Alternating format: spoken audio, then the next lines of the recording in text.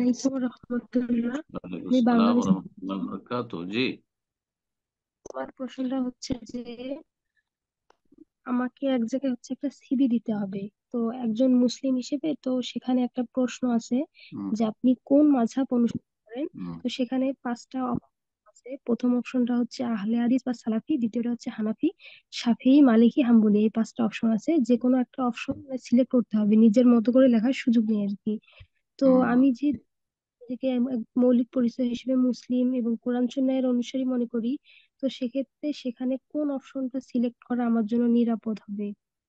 আর মানে যে কোনো একটা অপশন সিলেক্ট করব, পরবর্তীতে যদি আমাকে জিজ্ঞেস করা হয় যে এটা কেন করেছি এবং অন্যগুলো কেন করিনি, এর কারণটা একটু জানাবেন আমাকে। এই ক্ষেত্রে বলবো আহলুল হাদিস পরিচয় দিবে। যদি অতিরিক্ত পরিচয়ের প্রয়োজন হয় তো আহলুল হাদিস, আমি কোরআন সুন্নাহর অনুসারী, কারণ যারা কোরআন সুন্নাহর অনুসরণ করে তারা হানাফি মযহাবও মানে, শাফিও মানে, মালিকি মানে, হাম্বলিও মানে। চারটার সমন্বয়ে তারা দিন ইসলাম মানে। আর যারা এই চারটার একটা মানে তারা এক অংশ মানে, বাকিটা ছেড়ে দেয়। বোঝা গেছে না? আর তারা শর্ত সাপেক্ষ কোরআন হাদিস মানে, যে আমাদের মজহাবে যদি মজহাবের ওলামারা নিয়ে থাকে, ওই হাদিস মোতাবেক আমল করে থাকে, তাহলে আমরা নেব, না হলে নেব না। তো এটি একটি বিভ্রান্তি। আর আহলুল হাদিসরা বলে যে আগে কোরআন হাদিস, আর কোরআন হাদিস মোতাবেক আমি মজহাব মানি। কোরআন হাদিসের সাথে যদি আবু হানিফার কথা মেলে যায়, আহলান ও সাহলান, ও ভালো কথা, আমি সেই ক্ষেত্রে হানাফি। আর কোরআন হাদিসের সাথে শাফি মজহাবের ফতোয়া মিলে যায়, হ্যাঁ সেটাই শক্তিশালী, তাহলে আমি তখন শাফি। কোরআন হাদিসের সাথে ইমাম আহমদ বিন হাম্বলের কথা মিলে যায়, তা তখন আমি হাম্বলি। কোরআন হাদিসের সাথে ইমাম মালিকের কথা মিলে যায়, তখন আমি মালিক।